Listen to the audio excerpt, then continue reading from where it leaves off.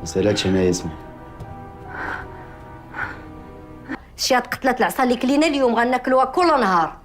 افيك هذيك منافقه. حجل خصك تعطيه الامان، سرحو تبتو. هاد الجمله عندك بحال قريتيها في داك الكار اللي جابك من دواركم. فين كاين اللي فينك؟ انا خدامه عند واحد السيده سميتها مليكه. الله يعمرها دار ومهليه فيا. فلوس الحضانه غادي تحطهم دابا سيمانه ولا غادي نتلاقاو في المحكمه؟ شلا بارفان ماشي انا اللي صايبتو. وشكون؟ ياسمين، ما بقاتش عاجبها الخدمه معنا، هزات حوايجها وزات. ديك الريحه اللي شميت انت اللي صوبتيها ياك؟ مي مي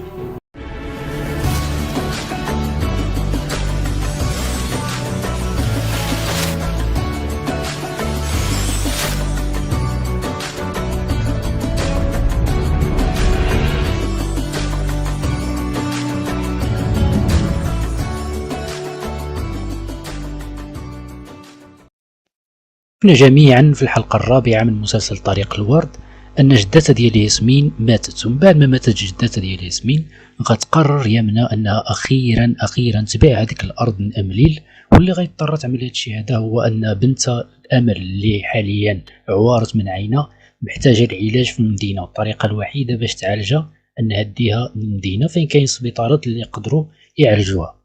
وباش تعمل هادشي هذا خصها طبعا الفلوس، وغادي تضطر انها تضحي بالارض وتبيع عن امليل باش تقدر انها تمشي للمدينه وتعالج بنتها.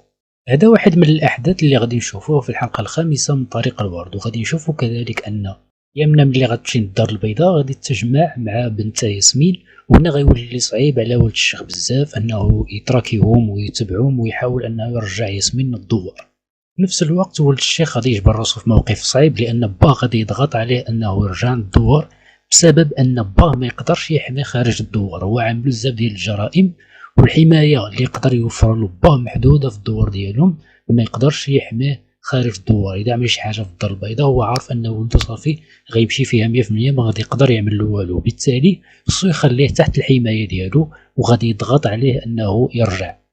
ولد الشيخ ما غاديش يبغي يرجع للدوار وغادي يقصح راسو، ولكن ناصر ما غاديش يبقى معاه وغادي يخليه يرجع في حاله للدوار، وغادي يبقى ولد الشيخ بوحديتو هو وحسن كيحاولوا يرجعوا ياسمين للدوار. في نفس الوقت ولد الشيخ ما باغيش حسن يعرف انه قتل عثمان، لان حسن باقي لحد الان كيقلب على عثمان وكيعتقد انه حي، ولكن هادشي ما غيستمرش مده طويله، لاننا غنشوفوا في الحلقه الخامسه من مسلسل طريق الورد ان حسن قدر يتقرب من سعاد صاحبته ديال ياسمين، واللي غادي يطلبوا منه انه يحميهم من ولد الشيخ، وغادي يعاودوا له القصه كامله وغادي يقولوا له كيفاش ان ولد الشيخ في الحقيقه قتل عثمان.